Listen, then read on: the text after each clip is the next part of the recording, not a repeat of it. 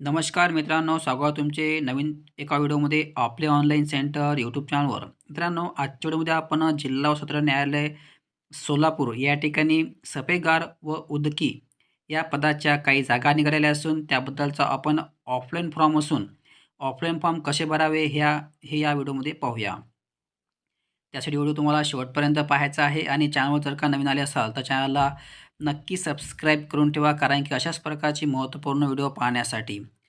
मित्रांनो, या ठिकाणी पाहता की अर्ज दिनांक 7/1/2016 रोजी सायंकाळी वाजेपर्यंत तात्पुरत्या कार्याच्या पोहोचेल अशा बेताने शीघ्र डाक, फक्त शीघ्र डाकद्वारेच तुम्हाला या ठिकाणी अर्ज हा पाठवायचा आहे. याची लास्ट तारीख आहे 7/1/2026 म्हणजे पुढच्या वर्षी 7/1 पर्यंत तुम्हाला 5 वाजेपर्यंत या ठिकाणी फक्त स्पीड पोस्टानेच तुम्हाला या ठिकाणी अप्लाय करायचं आहे. या पत्त्यावर तुम्हाला फक्त स्पीड पोस्टानेच हा अर्ज तुम्हाला सेंड करायचा आहे. ही संपूर्ण PDF आपल्या टेलिग्राम चॅनल उपलब्ध आहे. टेलिग्रामची लिंक या व्हिडिओच्या डिस्कशनमध्ये दिलेली आहे. तिथून जाऊन तुम्ही टेलिग्राम चॅनल जॉईन केल्यावर तुम्हाला ह्या गोष्टी या ठिकाणी उपलब्ध होतील. याला फक्त मित्रांनो शैक्षणिक पत्र मागितलेलं आहे, फक्त 7वी पास असणे आवश्यक आहे. जर का तुम्ही 7वी पास असाल तर या ठिकाणी तुम्ही अप्लाय करू शकता. त्यानंतर या ठिकाणी 7वी पास असणे आवश्यक आहे. सोबतच तुम्हाला झाडू किंवा शौचालय किंवा स्नानगृह झाडू कामाचा अनुभव असणेसुद्धा या ठिकाणी आवश्यक आहे. त्यानंतर उदकी या पदासाठी 7वी पास असणे आवश्यक आहे आणि सोबतच तुम्हाला प्लंबिंगचे आणि पाण्याचे मोटर हाताळण्याचे जुजबी ज्ञान असणे आवश्यक आहे. म्हणजे जर का तुम्ही या क्वालिफिकेशनमध्ये बसत असाल तर तुम्ही या ठिकाणी अप्लाय करू शकता. वयाची मर्यादा आहे 38 वर्षापर्यंत आहे. मागासवर्गीयांसाठी 43 वर्षापर्यंत तुम्ही या ठिकाणी अप्लाय करू शकता. 18 ते 43 आणि 18 ते 38 वर्ग खुला वर्गांसाठी. अशा प्रकारे या ठिकाणी वयाची लिमिट दिलेली आहे.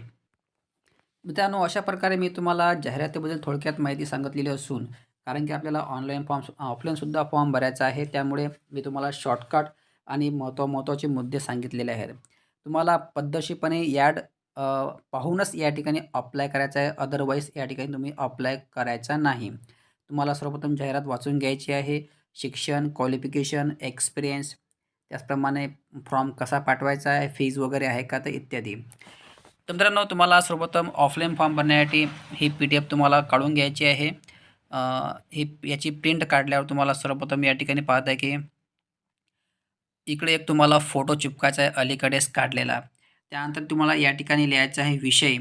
विषयमध्ये लिहायचं आहे की कोण्या पदासाठी तुम्ही अर्ज करत आहे. तर या ठिकाणी 2 पदं आहेत. एक आहे उदकी आणि एक आहे सफाईगार. तर या ठिकाणी तुम्हाला ज्या पदासाठी अर्ज करायचा असेल ते पदाचं नाव तुम्हाला या ठिकाणी विषयमध्ये टाकायचं आहे. म्हणजे सफाईगार पदासाठी अर्ज किंवा उदकी पदासाठी अर्ज, अशा प्रकारे या ठिकाणी तुम्हाला टाईप केल्यावर खाली महोदयमध्ये आदरणीय महोदय या ठिकाणी विनंतीपूर्वक अर्ज सादर करते की या ठिकाणी मी या कॉलममध्ये तुम्हाला लिहायचं आहे तुमचे सफाईगार पदासाठी अर्ज किंवा उदकी पदासाठी अर्ज, अशा प्रकारे या पदाचं नाव या ठिकाणी तुम्हाला लिहायचं आहे आपल्या पेनाने किंवा टाईप करायचं आहे जर का तुम्ही अर्ज टाईप करत असाल तर. त्यानंतर तुम्हाला खाली स्क्रॉल डाऊन करायचं आहे. त्यानंतर या ठिकाणी महत्त्वाचं पाहता की तुम्ही अत्यावश्यक त्या ठिकाणी अशी तुम्हाला टिकमार्कची खूण करायची आहे. या ठिकाणी सर्वप्रथम तुम्हाला या ठिकाणी नंबर 1चा कॉलम आहे उमेदवाराचे संपूर्ण नाव. पहिल्या कॉलममध्ये तुम्हाला मराठीमध्ये नाव टाईप करायचं आहे. त्यानंतर मराठीमध्ये नाव टाईप करताना तुम्हाला सर्वप्रथम आडनाव टाकायचं आहे. त्यानंतर स्वतःचे नाव आणि नंतर वडिलांचे नाव, म्हणजे सेम ॲज 10th मार्कशीटच्या नुसार तुम्हाला या ठिकाणी नाव टाकायचं आहे. त्यानंतर इंग्रजीमध्ये सुद्धा आडनाव सर्वप्रथम, त्यानंतर स्वतःचे नाव, त्यानंतर वडिलांचे नाव किंवा पतीचे नाव. त्यानंतर 3 नंबरचा कॉलम आहे तुमचा संपूर्ण पत्ता, जो तुमचा ॲड्रेस असेल पिनकोडसहित तुम्हाला या ठिकाणी ॲड्रेसचा पत्ता टाकायचा आहे. तर 3 नंबर आहे नॅशनॅलिटी, म्हणजे इंडियन तुम्हाला टाईप करायचं आहे किंवा लिहायचं आहे. 4 नंबरवर तुम्हाला महाराष्ट्राचा रहिवासी आहे का, तर या ठिकाणी होय या ऑप्शनच्या खाली तुम्हाला टिक मार्क करायची आहे. या ठिकाणी पाहता की अशा प्रकारे तुम्हाला हे टिक मार्क पाहता तुम्ही अशी टिक तुम्हाला होय या ऑप्शनच्या खाली करायचं आहे. आणि ज्याप्रमाणे ते नाही हे ऑप्शन असेल तर नाही याचे ऑप्शन तुम्हाला टिक मार्क करायचे आहे. तुम्हाला खोडताड वगैरे काही करायची नाही किंवा लिहायचं नाही. ज्या ठिकाणी येस नोचे ऑप्शन असेल त्या ठिकाणी. त्यानंतर अधिवास आहे का, या ठिकाणी तुम्हाला होयच्या ऑप्शन टिक मार्क करायचे आहे. त्यानंतर 5 नंबरचा कॉलम आहे, मोबाईल नंबर तुम्हाला टाईप करायचा आहे. 6 नंबरचा कॉलममध्ये ईमेल आय डी टाकायची आहे.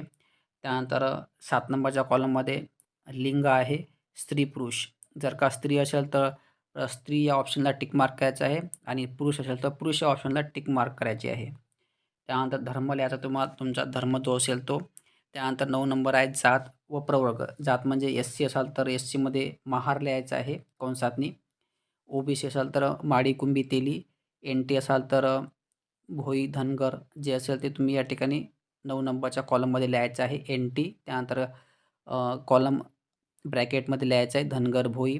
ओ-बी-सी लिहायचं आहे, ओ-बी-सी असाल तर ब्रॅकेटमध्ये लिहायचं आहे माडी, कुंभी, तेली. त्यानंतर एस-सी असाल तर एस-सी लिहायचं आहे. एस-सीमध्ये मांग, महार, चंबार जे असेल ते तुम्ही या ठिकाणी अशा प्रकारे तुम्हाला 9 नंबरचा कॉलम लिहायचा आहे.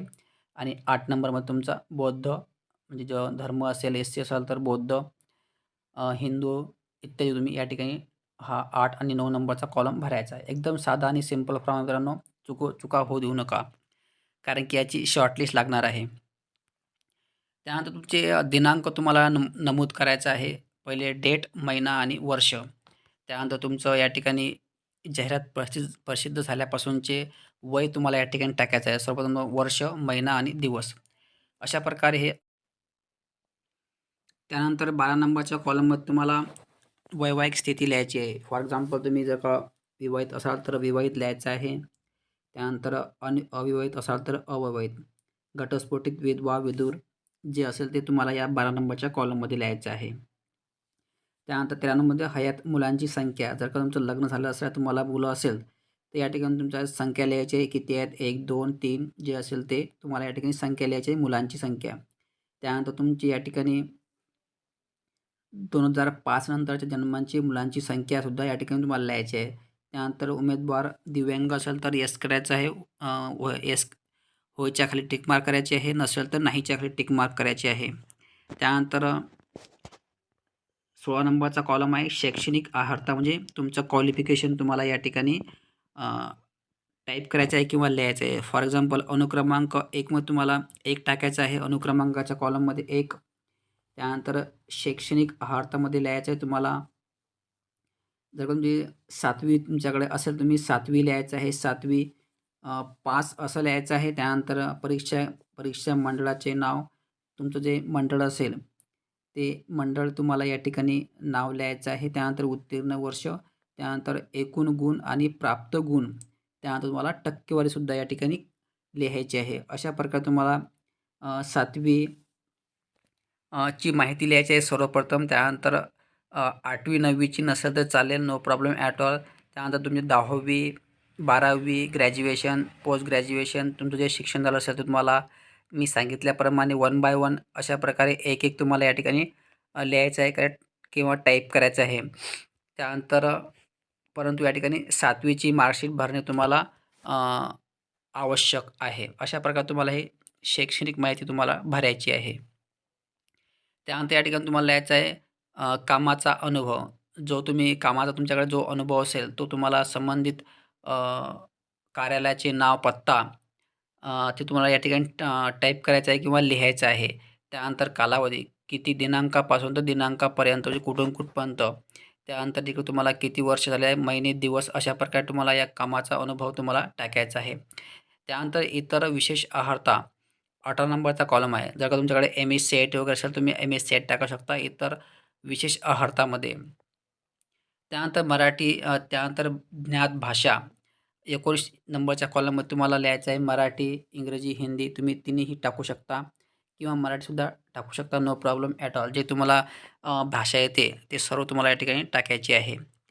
त्यानंतर तुम्हाला खाली लिहायचं आहे की तुम्ही जर का शासकीय कार्यालयामध्ये असाल तर हा तुम्हाला 20 नंबरचा कॉलम लिहायचा आहे. नसेल तर तुम्हाला हे सोडून द्यायचा आहे हा कॉलम. त्यानंतर 21 नंबरचा कॉलम आहे. तुमच्यावर जर का फौजदारी गुन्हा असेल तर तुम्हाला येस करायचं आहे. त्यानंतर नसेल तर नो करायचं आहे. तर या ठिकाणी जनरली आपण नाही या ऑप्शनच्या खाली टिक मार्क करायची आहे. त्यानंतर 22 नंबरचा सुद्धा कॉलम तोच आहे. त्यानंतर 23चा, 24चा, त्यानंतर 25चा अशा प्रकारे तुम्हाला हे कॉलमच्या नाही या ऑप्शनला नाही या ऑप्शनच्या खाली तुम्हाला टिक मार्क करायचे आहे. त्यानंतर तुम्हाला खाली इकडे दिनांक टाकायचे आणि ठिकाण टाकायचं आहे.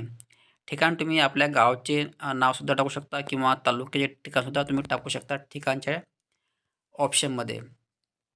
त्यानंतर या ठिकाणी उमेदवाराची स्वाक्षरी आणि नाव, या ठिकाणी तुमच्या उमेदवाराचे संपूर्ण नाव आणि स्वाक्षरी या ठिकाणी तुम्हाला लिहायची आहे.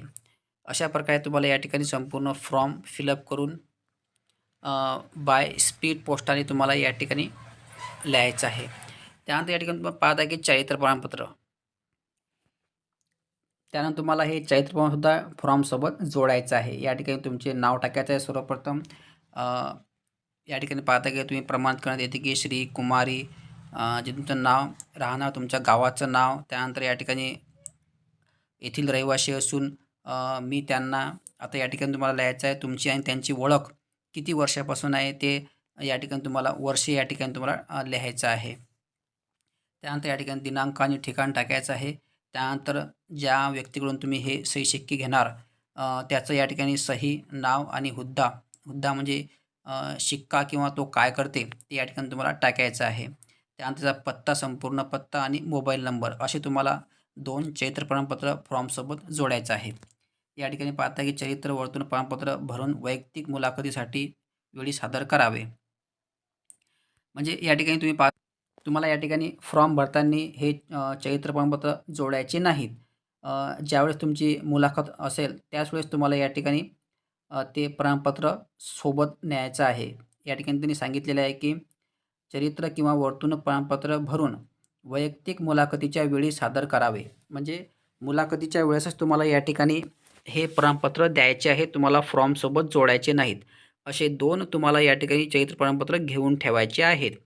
पोलीस पाटील किंवा सरपंच, डॉक्टर, वकील, शिक्षक जे तुमच्या संपर्कातील असतील गावातील, म्हणजे तुम्हाला ओळखणारे, तेच फक्त तुम्हाला या ठिकाणी 2 चरित्र प्रमाणपत्र तुम्हाला घ्यायचे आहेत, जपून ठेवायचे आहेत. जेव्हा तुमचं नाव येईन इंटरव्ह्यूमध्ये त्यावेळेस तुम्हाला ते सोबत न्यायचे आहेत. फॉर्मसोबत तुम्हाला जोडायचे नाहीत. त्यानंतर हे लहान कुटुंबाचे प्रमाणपत्र आहे. तुमचं जर का लग्न झाले असेल तरी भरायचं आहे, नाही झालं तरी तुम्हाला या ठिकाणी भरायचं आहे. फॉर एक्झाम्पल तुम्ही तुमचे नाव, त्यानंतर तुमच्या वडिलाचे नाव, की वय, वर्ष, राहणार, त्यानंतर या पदासाठी अर्ज केलेला आहे. आज रोजी मला, जर का तुमचं लग्न झाले असेल तर या ठिकाणी तुम्हाला तुमचे मुलं असेल तुम्हाला तर मुलांची संख्या लिहायची आहे. नसेल तर तुम्हाला 0 या ठिकाणी 0 लिहायचं आहे, 0. जर का तुमचं लग्न झालं असेल तर मुलं असेल तर मुलांची संख्या, आणि मुलं नसेल झाल्या तर तुम्हाला 0 लिहायचं आहे. आणि जे अनमॅरिड आहेत त्यांनीसुद्धा हे भरायचं आहे, त्यांनीसुद्धा या ठिकाणी 0 संख्या लिहायची आहे. त्यानंतर उमेदवाराची नाव आणि स्वाक्षरी, अशा प्रकारे तुम्हाला हे पूर्ण डिटेल भरल्यावर संबंधित दिलेल्या पत्त्यावर फक्त स्पीड पोस्टानेच फक्त तुम्हाला या ठिकाणी अप्लाय करायचं आहे. अदरवाईज तुम्ही अप्लाय करू शकत नाही. सो मित्रांनो, अशा प्रकारे हा आपण A to Z प्रोसेस पाहिली असून जर का व्हिडिओमध्ये काही अडचण असेल तसे कमेंट बॉक्समध्ये कळवा.